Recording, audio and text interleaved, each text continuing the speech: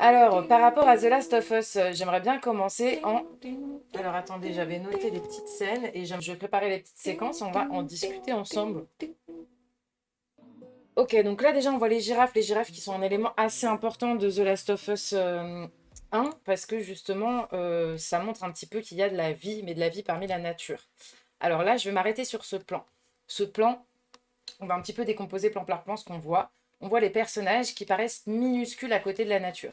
Ce qui rappelle un petit peu ce que je viens de vous dire avec les animaux, où en fait, il faut se rappeler que le cordyceps, ce qui est un peu ce qui infecte toutes les personnes sur Terre, c'est un champignon. Ça change un petit peu des The Walking Dead ou des zombies qu'on a l'habitude de voir, où c'est quelque chose qui attaque le cerveau. Là, c'est un champignon, donc c'est une explication naturelle et rationnelle.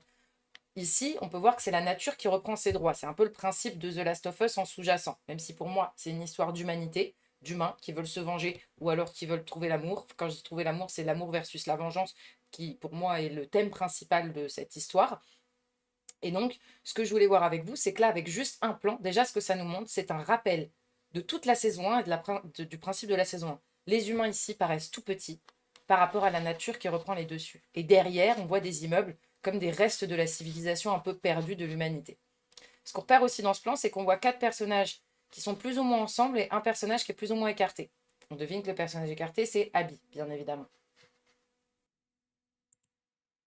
Encore une fois, on voit le personnage flou devant qui regarde la nature. Donc on peut reprendre exactement la même analyse que je viens de faire, l'humain face à la nature qui reprend ses droits.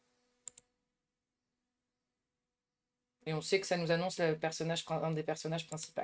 Là, on voit une espèce de contre-plongée. Alors la contre-plongée nous indique que c'est un personnage soit qu'on veut nous montrer un peu de manière maléfique ou puissante, ou alors là, on pourrait regarder quelqu'un, enfin, nous, on est placé comme quelqu'un qui voit d'en bas, donc on pourrait être placé comme le corps de son père, qui était le médecin dans la saison 1.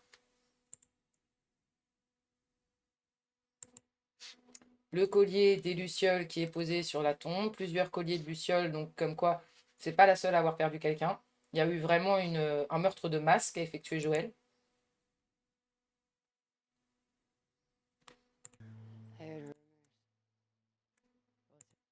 Alors là, ce plan, je le trouve magnifique et extrêmement intelligent. Je vous ai dit tout à l'heure qu'il y avait ce personnage-là, le personnage d'Abby, qui était séparé. Là, on peut voir très clairement que c'est une décision cinématographique de séparer le personnage d'Abby des autres personnages, où les autres personnages peuvent trouver une certaine rédemption dans cet acte, alors qu'un personnage d'Abby va rester bloqué. Mais ce que je trouve intéressant aussi, c'est que si vous remarquez, chacun d'entre eux a un médaillon, à l'exception de ce personnage-là. Ce qui est assez intéressant au point de vue de son caractère. Que 1, 2, 3, 4, 4 tombes, et éventuellement une cinquième. Donc ce que ça veut nous indiquer, c'est probablement, avec une scène comme ça, on s'attend à ce que ces 4 personnages vont mourir, voire les 5.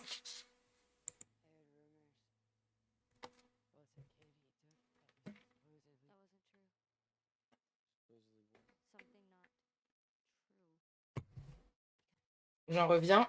Collier, collier, pas de collier, et je vois pas de collier là, on va vérifier. Si, collier, on voit un petit peu là.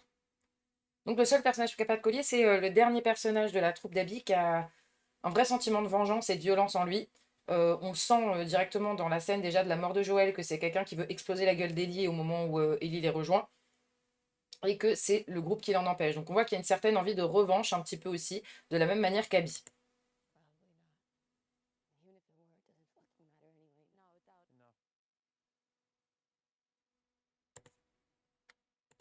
Ah, là, on voit concrètement, clairement, qu'il y a une tombe adressée à chacun des personnages. Soit ça peut représenter que chacun avait perdu quelqu'un qui leur est proche, et que pour Abby, c'est un peu l'ensemble de l'acte qui la dérange, soit ça veut annoncer justement la mort de ces 4 personnages-là.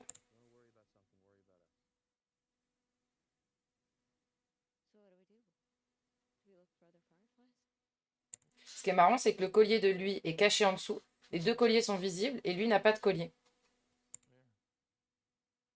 Et on sait qu'Owen, il a un petit problème avec le WLF. Pareil.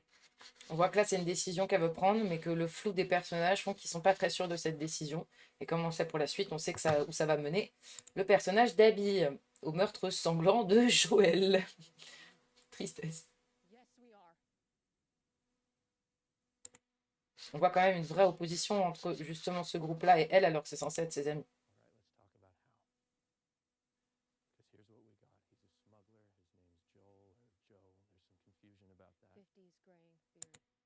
Elle a dans sa main, hop là, juste la scène d'avant, elle a dans sa main le collier de son père, je suppose.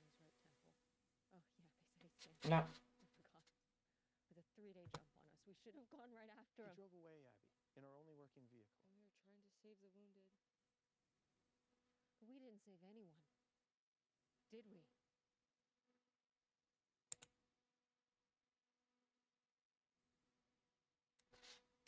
On voit là, ce qui est intéressant, c'est que ça, c'est très lumineux et ça serait très foncé. Ce qui peut représenter aussi la dualité des personnages. Il va y avoir un gros choix à faire. Est-ce qu'ils choisissent la lumière et donc l'amour, la non-vengeance, ne pas reproduire le cycle de la haine, ou alors reproduire le cycle de la haine. Vous voyez, une ligne d'horizon aussi prononcée comme ça, c'est forcément choisi. Et là, ce qui est intéressant, c'est que pour elle, sa rédemption, ça va être sa lumière à elle, ça va être ce qu'elle est en train de dire là, sa vengeance. Alors que les autres, ils sont pas trop d'accord. Elle, on voit qu'il n'y a pas d'hésitation dans son âme.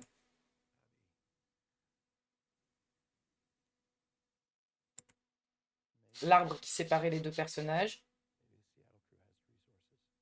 Et lui avec le bleu qui fait presque un halo de lumière, je te remets à la raison. Et elle est dans l'ombre. Lui, il est dans la lumière.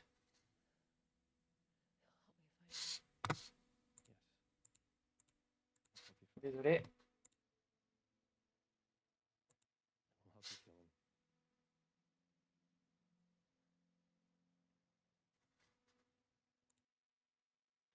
Et là, on peut voir dans cette scène Owen et Abby qui sont maintenant ensemble face aux trois autres personnages qui ne sont pas trop d'accord. Ce qui est intéressant quand on sait la suite et la romance qu'il va y avoir entre ces deux personnages.